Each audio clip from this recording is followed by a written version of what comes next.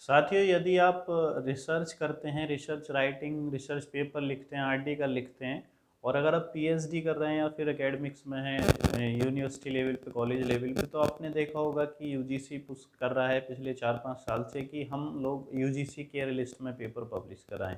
मैंने भी काफ़ी पेपर पब्लिश कराए हैं, तो कुछ जो एक्सपीरियंस हुए हैं मैं उनको आपके साथ भी डिस्कस करूँगा।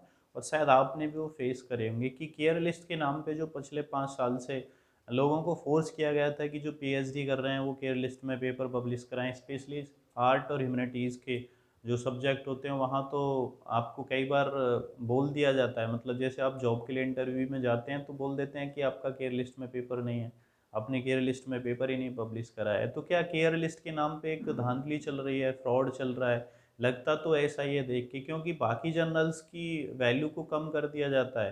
हालांकि जर्नल्स अभी ऐसे होते हैं कि पैसे कमाने के लिए ही ये काम करते हैं, एक्चुअल रिसर्च तो कुछ एक यूरोपियन जर्नल और वेस्ट के जो जर्नल हैं वही करते हैं, कुछ एक हमारे इंडियन जर्नल भी हैं जो ऑथेंटिक या रियल रिसर्च को वैल्यू देते हैं। Otherwise most of journals are जो सिर्फ पैसे कमाने के लिए काम कर रहे हैं। जैसे केयर लिस्ट के जर्नल की अगर बात करें तो अभी जो आर्ट ह्यूमैनिटीज़ या बाकी साइंस के फील्ड में जो जर्नल चल रहे हैं उसमें से अधिकांश ने धंधा बना लिया है कि पेपर पब्लिश करने वीक मतलब बाई एनुअल बेस पे या क्वार्टरली, और वहाँ से अच्छा खासा पैसा बनाना है।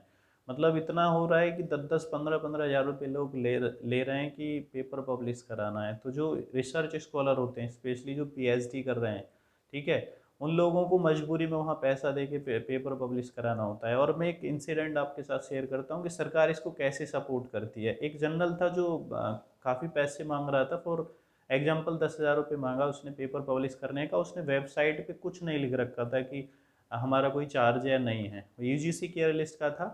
और पेपर एक्सेप्ट हो गया, मतलब हम क्वालिटी पे भी जाएं तो एक्सेप्ट कर लिया उन्होंने। सब कुछ प्लेगरिज्म रिपोर्ट वगैरह देखने के बाद एक्सेप्ट कर लिया, बोला आपका पेपर अब पब्लिशिंग प्रोसेस में है, बट आपको पैसे देने पड़ेंगे। ठीक है, तो उन्होंने कहीं मेंशन नहीं किया और लास्ट में पैसे की डिमांड कर दी। ऐसा ही ज़्यादातर जर्नल कर रहे हैं।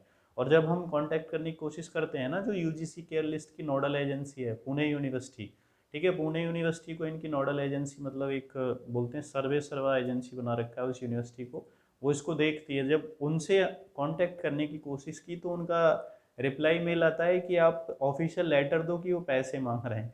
तो कितनी मज़ेदार चीज़ है कि कोई जो पैसे मांगता है वो लेटर लिख के मांगेगा, कि ऑफिशियल लेटर लिखेगा कि आप हमको इतने पैसे दो, इलीगल काम कर रहा है जो, मतलब बड़ी इंटरेस्टिंग चीज़ है। ऐसे रिप्लाई सिस्टम से आते हैं। तो ये सब चीज़ें जानबूझ के की जा रही हैं ताकि लोगों को ठगा जा सके, और इस तरह के लोगों को जो इस तरह के काम कर रहे हैं उनको सपोर्ट किया जा सके। I think so, what you think you can write in comment box, you can share your views, you can share your experience as well in comment.